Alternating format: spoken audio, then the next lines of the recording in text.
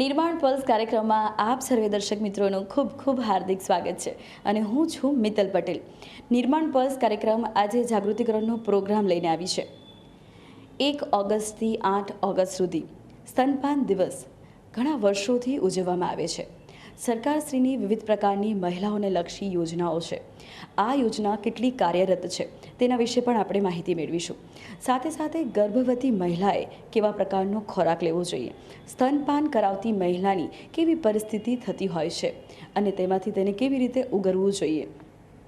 Senior ડૉક્ટરશ્રીઓ પણ છે, councillor પણ છે. માહિતી યોજનાઓ સાથે સંકળાયેલ અનેક મહિલાઓ આજે આપણી સાથે જોડાઈ છે અને આપણને માહિતી પણ આપશે. તો ચાલો આજે નિર્માણ પલ્સ કાર્યક્રમમાં સ્તનપાન વિશેની માહિતી મેળવીએ. ડૉક્ટર મનોરંજનાબી શાહ કે જેઓ સિનિયર ગાયનેકોલોજિસ્ટ છે અને આપણને હંમેશા માહિતગાર કરે છે અને આજે આપણે ધાત્રી માતાઓ વિશે વિસ્તૃતમાં માહિતી જાણીશું. આપનું ખૂબ ખૂબ હાર્દિક સ્વાગત છે નિર્માણ પલ્સમાં. મેમ, ધાત્રી માતાનું સપ્તાહ દર વર્ષે ઉજવવામાં આવે છે. તો ધાત્રી માતા એ કેવા પ્રકારની માતા કહેવાય છે? જે સામાન્ય લોકો હોય છે એને ક્યારેક સામાન્ય ભાષા ખબર હોય છે, પરંતુ ધાત્રી માતા કોને કહેવાય છે, ફીડિંગ કરાવતી મધર કોને કહેવાય છે અને એ કેવા પ્રકારનો ખોરાક લેવો જોઈએ, પ્લસ જ્યારે બાળક આવતું હોય છે, બેબી બોર્ન થતું હોય છે, ત્યારે તેને જે ફીડિંગ કરાવવામાં આવે છે તેના પોષક તત્વો કેટલા રહેલા છે? પહેલું તો ધાત્રી માતા એટલે જે માતા જેણે જન્મ આપ્યો છે નવજાત શિશુને, એ એનું પોતાનું દૂધ એને પીવડાવે. પોતાના શરીરમાં જે એના માટે જે ધાવણ બને છે, જે દૂધ બને છે, એ દૂધ બાળકને પીવડાવે અને એનાથી જ એનું જે પોષણ કરે એને ધાત્રી માતા કહેવાય, કે બીજા શબ્દોમાં કહી શકે કે ધાવણ કરાવતી માતા કહેવાય. ઇંગ્લિશમાં આપણે એને બ્રેસ્ટ ફીડિંગ કરાવતી માતા કહી શકીએ. હવે આપણે ત્યાં ભારતમાં તો આ બહુ અઘરી વસ્તુ છે નહીં, કારણ કે વર્ષો સુધી ગામડામાં આજની તારીખમાં પણ માતાઓ દૂધ આપે છે અને નાનપણથી છોકરી જન્મે છે ત્યારથી એ જાણીને આવી હોય છે કે જ્યારે ડિલિવરી થશે ત્યારે એને પોતાના બાળકને આ રીતે દૂધ ધાવણ આપી અને બાળકને ઉછેરવાનું છે. એટલે આ વસ્તુ થઈ એ ધાત્રી માતાની વાત થઈ.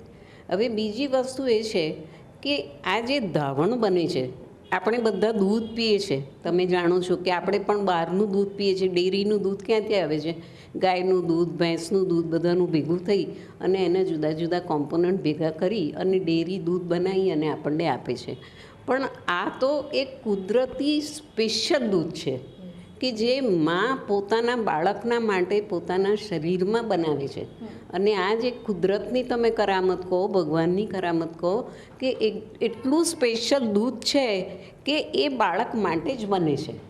એ દૂધ બીજા કોઈના માટે જરૂરી નથી. એટલે આ ઉત્તમમાં ઉત્તમ દૂધ છે. એટલે દરેક માતાએ ધાવણ પોતાના બાળકને આપવું જ જોઈએ. આ એની ઇમ્પોર્ટન્સ છે. હવે બીજી વસ્તુ કે માતાના શરીરમાં દૂધ કેવી રીતે બને? જેમ બધી જ વસ્તુ માટે, આપણા વિકાસ માટે, આપણા ગ્રોથ માટે, આપણી એક્ટિવિટી એટલે કામ કરવા માટે જેવી રીતે ખોરાકની જરૂર છે, એવી રીતે માણસના શરીરમાં દૂધ, માતાના શરીરમાં દૂધ બનવા માટે પણ સ્પેશિયલ ખોરાક જોઈએ. ખોરાક બરાબર છે, આપણે જે ખાઈએ છીએ જ ખોરાક જોઈએ, પણ એ થોડોક વધારે જોઈએ. કારણ કે જેમ તમારે આપણી રૂટીનમાં 1500 કેલરી ચાલતી હોય તો આમાં 500 કેલરી વધારે જોઈએ.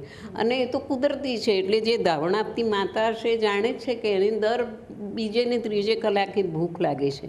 એટલે એમાં ઇમ્પોર્ટન્ટ વસ્તુ એ છે કે એણે પ્રવાહીનું પ્રમાણ વધારે રાખવું પડે. પાણી પીવાનું, દૂધ પીવાનું, કોઈ જ્યુસ પીતા હોય તો તે એટલે કોઈ બી ફોર્મમાં લિક્વિડ એને વધારે પીવા જોઈએ, એટલે દૂધ વધારે બને. બીજું, સામાન્ય જે રીતે સ્ત્રી પોષક જે ઘટકો છે બધા, પ્રોટીન, ચરબી, કાર્બોહાઈડ્રેટ, વિટામિન્સ, એ પણ તો રૂટીનમાં જે લેતા હોય એ લેવા જોઈએ. એટલે બીજું કોઈ ખાસ ધ્યાન રાખવાની જરૂર નથી.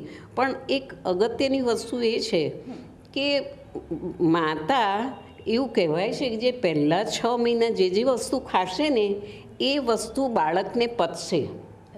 હા, આ બહુ જ એક માહિતી, રસપ્રદ માહિતી છે કે એટલે આપણે ત્યાં સુવાવડમાં જ્યારે મા દીકરીને સુવાવડ કરાવે ને ત્યારે ધ્યાન રાખે છે કે બધી જાતના અનાજ ખવડાવે, બધી જાતના કઠોળ ખવડાવે, બધી જાતના શાકભાજી ખવડાવે.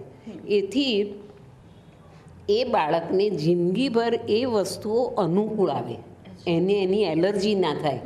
આ એક બહુ રસપ્રદ વસ્તુ છે અને એ આનો મોટામાં મોટો ફાયદો છે. બીજું, ઘણા બધા રોગો સામે પ્રતિકારક શક્તિ પણ મળે છે. એટલે આ બધા સ્પેશિયલ જે આ ધાવણના ફાયદા કહેવાય.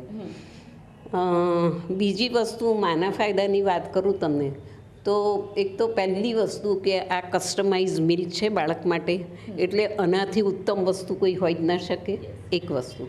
બીજી વસ્તુ કે જો તમે બાળકને ધાવણ મૂકી અને બહારનું ગાયનું દૂધ પીવડાવો, ભેંસનું પીવડાવો, ડેરીનું દૂધ પીવડાવો, તો એમાં એટલું બધું સાચવવું પડે કે આ વાસણ ઉકાળો, દૂધ ઉકાળો, દૂધની બોટલ ઉકાળો, બાળકને સંતોષ થાય કે નહીં. ને આમ કરતાં કરતાં બાળકને ઝાડા પણ થતા હોય. જો આપણું ધ્યાન ના રહે અને એનું પ્રોપર સ્ટરલાઇઝેશન, કે જો ચોખ્ખાઈ ન મેન્ટેન થાય તો બાળકને ઝાડા ઉલટી થાય, જે વસ્તુ ધાવણમાં શક્ય જ નથી. એ બહુ મોટામાં મોટી. બીજું, સસ્તામાં સસ્તું દૂધ આ છે. શ્રેષ્ઠ હોવા છતાં પણ this is the cheapest alternative for a child. કુદરતી અમૂલ કહેવાય. અરે અમૂલ્ય શું, હા, મોસ્ટ અમૂલ્ય કહી શકાય એવું આ દૂધ છે. એટલે બે ફાયદા તો આ થયા. હવે ત્રીજી વસ્તુ તમને કહું તો માને પણ આનાથી બહુ ફાયદો થાય. એક તો એનું પોતાનું શરીર સરસ થાય, જે ઇન્વોલ્યુશન થાય છે, જે સુવાડ પછી જે બધા અંગોના જે ચેન્જીસ થયા છે એ બધા ધીમે ધીમે ધીમે જે આવે નોર્મલ સ્થિતિમાં, એને ઇન્વોલ્યુશન કહેવાય. આ ઇન્વોલ્યુશન પણ ખૂબ જ સરસ થાય જ્યારે બ્રેસ્ટ ફીડિંગ ચાલુ હોય ત્યારે. એ અને બીજી વસ્તુ કે બને ત્યાં સુધી ધાવણ ચાલુ હોય ત્યાં સુધી માને માસિક આવતું નથી. અને માસિક ના આવે 99% કેસમાં, એટલે માતાનું એટલું લોહી બચી જાય છે. ધારો કે વરસ દૂધ પીવડાવે કે 1.5 વર્ષ દૂધ પીવડાવે, તો જે 12 ને 18 મહિનામાં જે ને માસિકમાં જે બ્લડ જતું રહે છે, એ બ્લડ બી સચવાઈ રહે. એટલે એ રીતે એનિમિયામાં પણ ફાયદો થાય છે. અને એથી વધારે કે કારણ કે એ વખતે ઓવ્યુલેશન નથી થતું, બીજી પ્રેગ્નન્સી રહેવાની શક્યતા પણ ઓછામાં ઓછી છે. એટલે માં કોઈ બી સાધન ના વાપરે તો પણ જ્યાં સુધી એનું ધાવણ ચાલુ હોય ત્યાં સુધી પેટમાં ગર્ભ રહેવાની શક્યતા ઓછામાં ઓછી છે. એટલે આ કુદરતી રીતે પણ છોકરાને બી પ્રોટેક્શન મળે છે, માને પણ પ્રોટેક્શન મળે છે. અને રીતે આ એકદમ શું કહેવાય, ઉત્તમ પ્રક્રિયા છે. એટલે દરેક માતાએ આનું ધ્યાન રાખવું જોઈએ. દરેક સ્ત્રીએ ભવિષ્યમાં જે માતા થવાની છે એને પણ આ વસ્તુનું ધ્યાન રાખવું જોઈએ. ધાત્રી માતાઓની ઘણી બધી માન્યતા હોય છે. તમે ખૂબ સરસ વિસ્તૃતમાં અમને માહિતી આપી. પણ ઘણી એવી ધાત્રી માતાઓ હોય છે કે તેવું કહે છે કે સુવાવડમાં જો ઘી ખાઈશું કે અમુક પ્રકારના ખોરાક ખાઈશું તો બોડી એકદમ ફૂલી જશે. ફિગર કોન્શિયસ હોય તો એ ખોરાક પણ ઓછો લેતી હોય છે અને સીધી અસર તેના બાળક પર પડતી હોય છે. બહારનું દૂધ જે છે, પાવડર ફોર્મનું જે દૂધ છે, એ પણ વધારે પીવડાવવાનો આગ્રહ રાખે છે કે મારું બાળક બહારના ફોર્મથી તંદુરસ્ત બનશે. એવી ઘણી એવી માન્યતાઓ છે, ગેરમાન્યતાઓ છે કે એજ્યુકેટેડ જે વુમન હોય છે તે પણ એ માન્યતાઓ સાથે સંકળાઈ જતી હોય છે. હા, પણ એટલે આ બધી ખોટી માન્યતાઓમાં ના આવે એટલા જ માટે આપણે આવી જાતના પ્રોગ્રામ કરીએ છીએ. અને આ એનાથી આ જ સંદેશો આપવા માંગીએ છીએ કે ધાવણ જેવું ઉત્તમ કંઈ જ નથી. ધાવણથી જ બાળકને સારું થશે, બાળકનો વિકાસ સરસ થશે, બાળકને પોષણ પણ પૂરતું મળશે. અને રહી વાત એમની માના સૌંદર્યની, હા, પણ એવું કશું જ નથી. એમાં કોઈ સૌંદર્યમાં કોઈ ઘટાડો થતો નથી, કદાચ વધારો થાય છે, કારણ કે ઇન્વોલ્યુશન સરસ થાય છે. આ કુદરતી પ્રક્રિયામાં માતાનું ફરીને ફરી શરીર નોર્મલ રૂપમાં આવી જાય છે. એટલે એવી કોઈ માન્યતા રાખવાની જરૂર નથી. અને એમ બી નથી માનવાનું કે આ બહારના પાવડર પીવડાવીએ કે એનાથી આપણું બાળક તંદુરસ્ત થાય, એ વસ્તુ સાવ જ ખોટી છે. એટલે એ માનવી ના જોઈએ. અને બીજી વસ્તુ કે જ્યાં સુધી તમે ધાવણ આપતા હો ત્યાં સુધી શરીરને એ જ પ્રમાણે ભૂખ લાગશે એ પ્રમાણે ખાવું જોઈએ. એવું નથી કે તમે એકલું જ ઘી ખાધા કરો કે એકલા જ ગળપણ અને મીઠાઈ ખાધા કરો, એવું નહીં. તમે જે ખાઓ છો બધું માપસર, ભૂખ લાગે એ પ્રમાણે એના પ્રપોર્શનમાં કાર્બોહાઈડ્રેટ, ફેટ, પ્રોટીન એને એ જ રીતે ખાશો તો કોઈ તકલીફ થશે નહીં. કેટલા મહિનાનું બાળક થાય ત્યાં સુધી માતાએ ફીડિંગ કરાવવું જોઈએ? નોર્મલ કેસમાં જો માં એકદમ હેલ્ધી હોય, એટલે એને કોઈ રોગ કે એવું કશું ના હોય, તો વરસ સુધી, 1.5 વર્ષ સુધી પણ આપી શકાય. પ્લસ ઓફકોર્સ કે તમને બાળક 4 મહિનાનું થાય પછી એને બીજા સપ્લિમેન્ટ આપવા પડે, કારણ કે 4 મહિનાનું પૂરું થાય ત્યારે માનું ધાવણ ફક્ત ના ચાલે, પણ એ એના પ્રાઇમરી ફીડિંગ તરીકે એ ચાલુ રાખી શકે 1.5 વર્ષ સુધી. પણ જો એને કોઈ આવા રોગ હોય, દાખલો HIV પોઝિટિવ હોય કે કંઈ બીજો કોઈ ડિઝીઝ હોય, ટ્યુબરક્યુલોસિસ હોય, એ કેસમાં લગભગ કહીએ છીએ કે આપણે કે પ્રિકોશન અને દવા સાથે 6 મહિના આપી શકે. ઘણી વખત એવું બનતું હોય છે કે માતાને ધાવણ નથી આવતું હોતું, ત્યારે તેને દવાનો પણ ઉપયોગ કરવો પડતો હોય છે. બ્રેસ્ટ કેન્સરની પણ ક્યાંક અસર થતી હોય છે, તો આવા પ્રકારની પરિસ્થિતિ સર્જાય ત્યારે શું કરવું જોઈએ માતાએ? તમે સરસ સવાલ પૂછ્યો કે એના દેટ રિમાઇન્ડ્સ મી કે બ્રેસ્ટ કેન્સર કોને થાય છે? જે માને ઓછા છોકરાઓ હોય તેને કેન્સર થાય. કાર્સિનોમા બ્રેસ્ટ જે છે, breast cancer is a disease of low parity.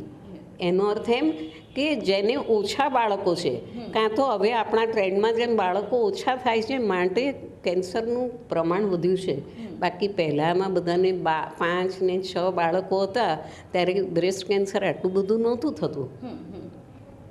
એટલે બ્રેસ્ટ ફીડિંગ ચાલુ તો રાખવું જ જોઈએ 1.5 વર્ષ સુધી. જ્યારે ઓછું ધાવણ આવે ત્યારે શું કરવું જોઈએ? ઓછા ધાવણ માટે આપણે ત્યાં એવા આયુર્વેદિક સબસ્ટન્સ પણ છે કે જેનાથી એ લે ને તો શતાવરી, તલ એ બધું ખાય છે. અને તમને ખ્યાલ હશે કે આપણે ત્યાં દાદીમાં જ્યારે સુવાડ કરાવે ને ત્યારે ડિલિવરીમાં દીકરીને આવા મુખવાસ આપે છે, સવા આપે, ટોપરું આપે, તલ આપે, શતાવરી આપે. આ બધાથી ધાવણ વધી શકે છે. તો એ થોડી અવેરનેસ પણ સ્ત્રીએ પોતે રાખવાની છે કે જ્યારે એને ધાત્રી માતા હોય, ફીડિંગ કરાવતી મધર હોય, ત્યારે તેને અવેરનેસ પણ કેળવવાની છે. ઘણા કેસોમાં એવું પણ બનતું હોય છે કે જ્યારે ધાત્રી માતા હોય, કરિયર ઓરિએન્ટેડ હોય છે વુમન, ત્યારે એ થોડી ડિપ્રેશનમાં પણ આવી જતી હોય છે, હોર્મોનલ ઇમ્બેલેન્સ થતા હોય છે, તેની મનોસ્થિતિ પર અસર પણ થતી હોય છે. હા, બ્રેસ્ટ ફીડિંગની એ બહુ જ માનસિક પરિસ્થિતિની અસર, સાયકોલોજીની અસર ખરેખર બહુ જ થાય. માનો કે બહુ જ બિઝી કોઈ બેન કામ કરતી હોય અને એને એમ જો ટેન્શન રહ્યા કરે કે મારી ડિલિવરી પછી હું બાળકને કેવી રીતે ફીડિંગ આપીશ, કેવી રીતે હું ટાઈમ કાઢીશ, તો એની ચોક્કસ અસર થાય. પણ એમાં પણ કંઈક ને કંઈક એનું ઓલ્ટરનેટિવ વિચારી શકાય છે. આજકાલ તો સરકારે પણ હવે મેટર્નિટી લીવ ઘણી મોટી આપી છે, લાંબી. અને જો હું ભૂલતી ના હોઉં તો 6 મહિના કરી છે હવે. એટલે 6 મહિના સુધી મિનિમમ એ બાળકને ધાવણ આપી શકે. અથવા તો પછી એમણે કોઈક એવી વ્યવસ્થા કરવી જોઈએ ઓલ્ટરનેટિવ કે ભાઈ વચ્ચે 2-4 કલાકના ગાળા પછી એ માં એને દૂધ આપી શકે. અથવા તો એક બીજો કન્સેપ્ટ એવો છે કે એક્સપ્રેસ મિલ્ક, એટલે માં જ્યારે ઘરમાંથી નીકળે ત્યારે બ્રેસ્ટમાંથી મિલ્ક જે કાઢી અને પોતે ફ્રીઝમાં રાખી શકે, એમની ગેરહાજરીમાં એ બાળકને એ રીતે એનું પોતાનું દૂધ મળી શકે. હવે તો ઘણા એવા સેન્ટરો પણ બન્યા છે કે જ્યારે વર્કિંગ વુમન હોય એની જે પણ સ્પેસ હોય છે તેની અંદર ફીડિંગના રૂમો પણ બનવા લાગ્યા છે. હા, તો હજી ઓછા છે, બની રહ્યા છે, કાર્યરત પણ છે, તો એ કેટલા બનાવવાની જરૂર છે? સરકારશ્રીને પણ આપણે આ માધ્યમ દ્વારા કહી શકાય. મારા ખ્યાલથી એવું ક્યાંક ગાઈડલાઈન તો છે કે જે બી ઇન્સ્ટિટ્યૂટમાં, જે સંસ્થામાં અમુકથી વધારે બહેનો કામ કરતી હોય ત્યાં ક્રેશ હોવું કમ્પલસરી છે. અને માનો કે કાયદો ના હોય તો પણ એક સામાજિક રીતે કે સોશિયલ એક્ટિવિટી તરીકે બીજો આ ઓર્ગેનાઇઝર્સ પોતાને ત્યાં આવા ક્રેશ રાખે, બાળકને રાખવાની વ્યવસ્થા રાખે તો આ પ્રોબ્લેમ સોલ્વ થઈ જાય. મેમ, આ વર્તમાન સમય છે અને બાળકોની સાથે જે ધાત્રી માતાઓ હોય છે તો કોરોનાની આ વેક્સિન આપવાનું ખૂબ જોરશોરથી કામ ચાલી રહ્યું છે, અવેરનેસના પ્રોગ્રામ પણ થઈ રહ્યા છે. પણ ધાત્રી માતા જે હોય છે તો એ વેક્સિન લેતા ક્યાંક ખચકાઈ પણ છે. તો આ વર્તમાન પરિસ્થિતિમાં જે વેક્સિન લેવાની પરિસ્થિતિ છે તો વેક્સિન ધાત્રી માતાઓએ લેવાય કે કેમ? હા, હવે તો આપણને પણ કોરોનાનો 1.5 વર્ષનો લગભગ અનુભવ થઈ ગયો છે. એટલે શરૂઆતમાં આ વસ્તુ માટે કોઈ ક્લેરિટી નથી આપણને એની ચોક્કસાઈ ને એની અસર વિશે. પણ હવે 100% લઈ શકાય છે. કોરોનાની વેક્સિન ધાવણ આપતી માતાઓને આપી શકાય અને પ્રેગ્નન્સીમાં પણ આપી શકાય. એ સેફ છે અને લેવી જોઈએ.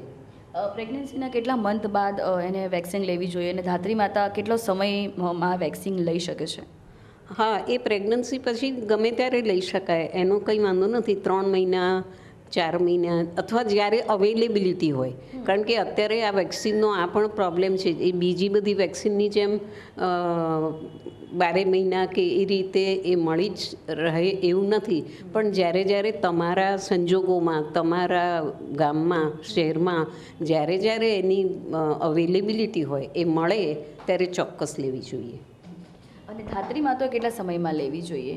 બાળક કેટલા મહિનાનું હોય, કેટલા થોડા ટાઈમ થયો હોય? ના, એને કોઈ સંબંધ નથી. ધારો કે ધાત્રી માતા છે, માની લો કે એ ધાવણ ના પણ આપતી હોય તો પણ આપણે બહેનોને તો વેક્સિન આપીએ જ છે. એટલે ગમે ત્યારે લઈ શકે. તો આ એક મહત્ત્વની જાણકારી છે કે ગર્ભવતી મહિલાઓ પણ કોરોનાની વેક્સિન લઈ શકે છે, ધાત્રી માતાઓએ પણ કોરોનાની વેક્સિન લઈ શકે છે. એ પોતાના ગાયનેક ડૉક્ટર સાથે કન્સલ્ટ કરીને લે કે એવી રીતે લઈ શકે છે? ના, લઈ શકાય. જેવી રીતે જનરલ પબ્લિક, એટલે આપણે કોઈ બી સ્ત્રી પુરુષ કે અત્યારે 18થી ઉપરના જેમ છોકરાઓ યુવાનો લે છે એ રીતે લઈ શકાય. તો ધાત્રી માતાના વિશે આપણે ઘણી બધી માહિતી મેળવી. સ્તનપાન દિવસની ઉજવણી થઈ રહી છે 1 ઓગસ્ટથી 8 ઓગસ્ટ સુધી અને વિવિધ પ્રકારના કાર્યક્રમો પણ જાગૃતિના કરવામાં આવે છે. શું નામ છે આપનું?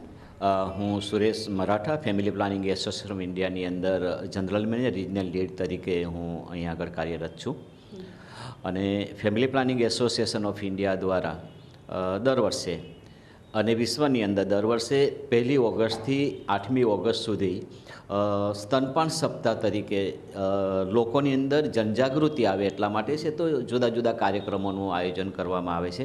એ જ રીતે family planning association of India પણ અમદાવાદ શહેર અને ગુજરાતની અંદર સ્તનપાન વિશે બહેનોમાં અને સમાજમાં જનજાગૃતિ આવે એના માટે દર વર્ષે જુદા જુદા કાર્યક્રમોનું આયોજન કરે. ને આ વર્ષે પણ અમે લોકોએ જુદા જુદા કાર્યક્રમોનું આયોજન વિસ્તારની અંદર બહેનો માટે જ્યાં જ્યાં કોઈક ઇન્સ્ટિટ્યુશન હોય તો ત્યાં આગળ, કોઈક સંસ્થા હોય તો ત્યાં આગળ એવા પ્રકારના 1લી તારીખથી લઈને 8મી તારીખ સુધી જુદા જુદા કાર્યક્રમોનું આયોજન કર્યું છે, જેની અંદર એમને સ્તનપાનનું ઇમ્પોર્ટન્સ અંગે અમે એટલે કે એની અંદર સચોટ માહિતી આપીએ છીએ.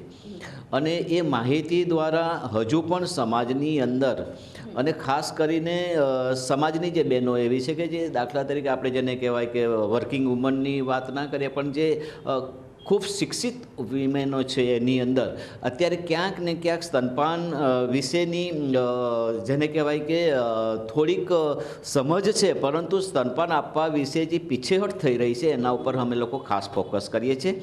કે જેની અંદર અમે દરેક માતાને પહેલાં એવો અમારો સંદેશો આપીએ છીએ કે દરેક માતા બાળકને જન્મ આપે છે અને સ્તનપાન કરાવવું એ માની ફરજ છે. પણ એનાથી પહેલાં જો વાત કરીએ તો બાળકને જન્મ આપો એટલે બાળકનો પહેલો અધિકાર છે કે માતાએ એને સ્તનપાન કરાવવું જોઈએ અને માતાની ફરજ છે કે એને સ્તનપાન કરાવવું જોઈએ અને બાળકને સ્તનપાન મળવું જોઈએ.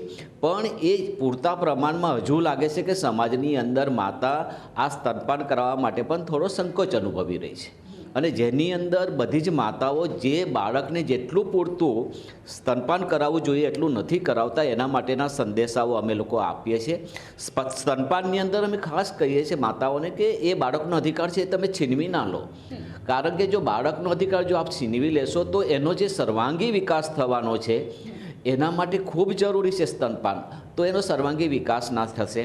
પહેલી વાત એ છે. બીજી વાત એ છે કે પહેલું જે સ્તનપાન કરાવવાથી બાળકની અંદર એને પહેલું સ્તનપાન છે અને સ્તનપાન એ બાળકના માટે વેક્સિન સમાન છે કે એ જો બાળકને જો આપવામાં તમે લોકો પૂરતી કાળજી ના રાખો તો એને છે તો રોગો થવાની બીજા સામાન્ય રોગો થવાની સંભાવના છે.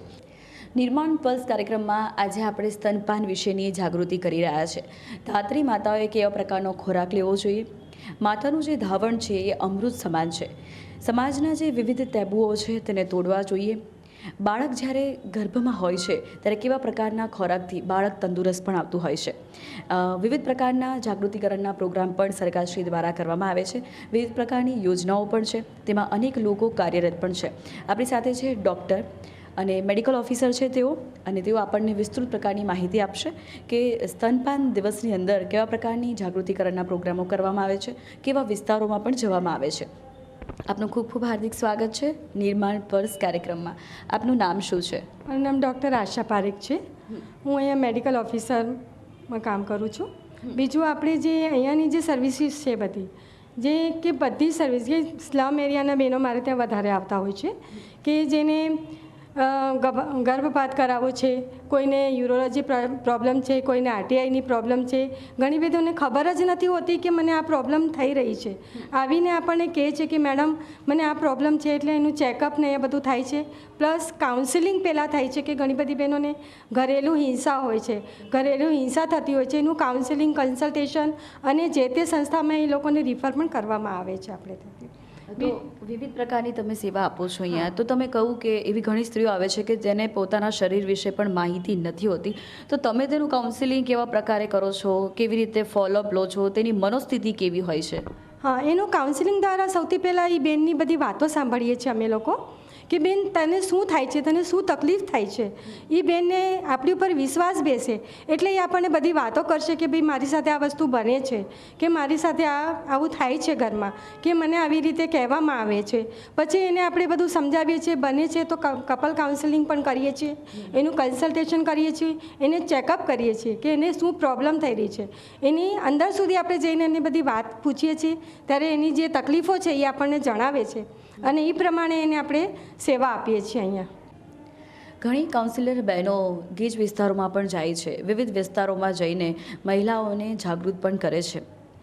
જ્યારે ગર્ભવતી મહિલા હોય ત્યાંની પરિસ્થિતિ અને સ્તનપાન કરાવતી ધાત્રી માતાઓ છે તેની પણ પરિસ્થિતિ જાણીને ક્યાંક તેઓ મનોસ્થિતિ પર આવી જતા હોય છે, ડિપ્રેશનનો ભોગ પણ બનતા હોય છે. ત્યારે કાઉન્સિલર સાથે સીધો સંપર્ક કરીને તેમની પરિસ્થિતિમાંથી બહાર નીકળવા માટે અનેક પ્રયત્નો કરવામાં આવે છે. આપનું નામ શું છે? મારું નામ દેવમુરારી પ્રિયંકા છે.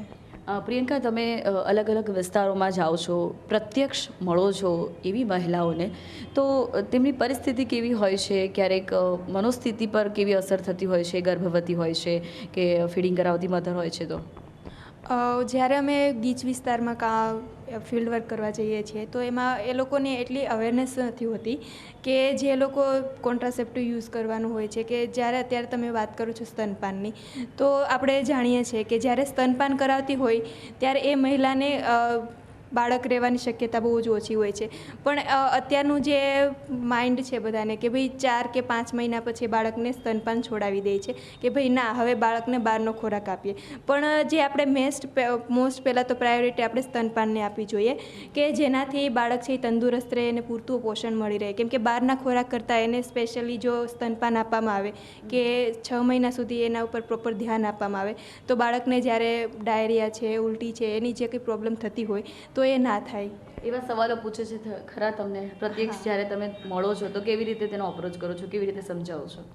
જ્યારે બહેનો આ વાતે પ્રશ્ન પૂછે છે કે ભાઈ સ્તનપાન કરાવવું જરૂરી છે, કે આ સ્તનપાન કરાવવાથી અમારું બોડી તો ખરાબ નહીં થઈ જતું હોય. કેમ કે અત્યારની જે મહિલાઓ છે, લેડીઝ છે, પહેલાં તો એના બોડી ઉપર વધારે પેલું કરતી હોય છે કે ભાઈ સ્તનપાન કરાવવાથી જો કંઈ અમને તકલીફ નહીં થાય, કે બાળકને વધારે પડતું સ્તનપાન કરાવીએ તો પછી એને બહારનો ખોરાક ક્યારે આપીશું, તો એ વીક નહીં તરે, નબળું નહીં થાય. તો એના માટેનું પૂરું એને કાઉન્સેલિંગ આપવામાં આવે છે કે તમે જો સ્તનપાન કરાવો છો તો બાળકને પૂરતી તંદુરસ્તી મળે છે. એમાં કેટલા સપ્તાહ સુધી કાઉન્સેલિંગ કરવામાં આવે છે? કેવી રીતે કાઉન્સેલિંગના નિયમો પ્રમાણે કરવામાં આવતા હોય છે? ફર્સ્ટ ઓફ ઓલ તો જો કાઉન્સેલિંગનો મેઇન પર્પઝ એ જ છે કે એની જોડે આપણે એની જે કંઈ પ્રોબ્લેમ્સ છે, એને શું તકલીફ છે, શું માર્ગદર્શન જોઈએ છે, એ પહેલાં પર એને સાંભળવામાં આવે છે.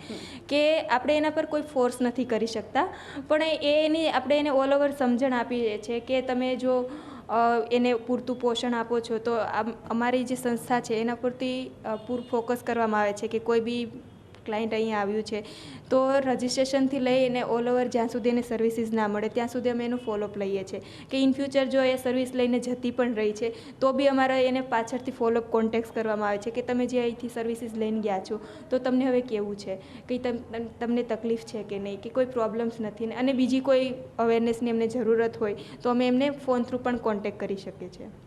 તો મિત્રો આવી જ રીતે આ જે સંસ્થા છે તેમાં લોકો પ્રત્યક્ષ રીતે પણ મહિલાઓ સુધી પહોંચે છે અને અવેરનેસના પ્રોગ્રામ પણ કરે છે. નિર્માણ પલ્સ કાર્યક્રમમાં આજે આપણે સ્તનપાન વિશે, ધાત્રી માતાઓ વિશે વિસ્તૃતમાં માહિતી મેળવી.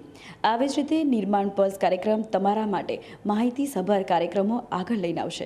હવે તમારી દોસ્ત મિત્તલને રજા આપો. આવજો.